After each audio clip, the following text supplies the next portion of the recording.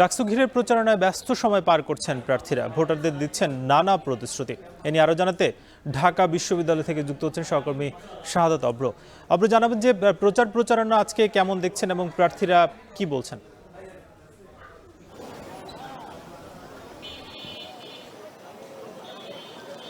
নাজমুল সাকিব, আজকে কিন্তু হচ্ছে প্রচারণার দিক থেকে কিন্তু আমি দেখেছি স্বতন্ত্র যে প্রার্থীরা আছে তাদেরকে কিন্তু হচ্ছে ক্যাম্পাসে পদচারণাটা একটু বেশি লক্ষ্য করেছি আমি। তার সাথে সাথে কিন্তু হচ্ছে সকল প্যানেলেরই কিন্তু হচ্ছে প্রচারণা চলছে।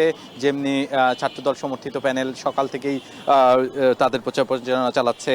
তার পাশাপাশি বিকেল হয়ে গেছে, আপনি নিশ্চয়ই দেখতে পাচ্ছেন যে এখন কিন্তু যেই বিভিন্ন পয়েন্ট থেকে বাসগুলো ছেড়ে যায় ঢাকা বিশ্ববিদ্যালয়ের, সেই বাসের যেখান থেকে ছেড়ে যায় সেখানেও কিন্তু হচ্ছে যে নানা ধরনের লিফলেট এবং নানাভাবে কিন্তু হচ্ছে এই যে প্রচারণা সেটি কিন্তু এখনো চলছে।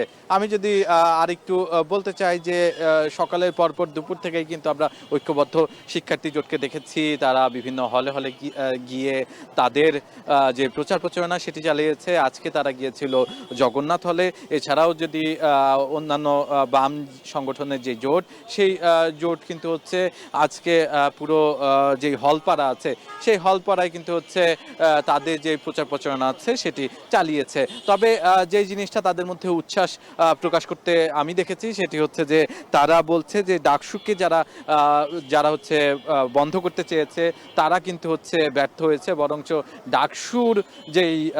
ডাকসুর যে হচ্ছে চাওয়া সেটি কিন্তু সকল শিক্ষার্থীর, সেটি প্রমাণ হয়েছে আজকের যেই রায়, সেই রায়ের মধ্য দিয়ে। এই রায় কিন্তু প্রমাণ করে দিয়েছে যে আগামী দিনেও কিন্তু শিক্ষার্থীরা ঐক্যবদ্ধ থাকবে এবং শিক্ষার্থীরা ঐক্যবদ্ধ থাকলে কিন্তু কোনোভাবেই এই ডাকসুকে বন্ধ করতে পারবে না বলে জানিয়েছেন সাধারণ শিক্ষার্থীরা। এবং তাদের চাওয়া যে এই ডাকসু হোক এবং এই ডাকসু সুষ্ঠু সুন্দরভাবে হোক। এই ছিল আমার কাছে এই ঢাকা বিশ্ববিদ্যালয় থেকে সর্বশেষ।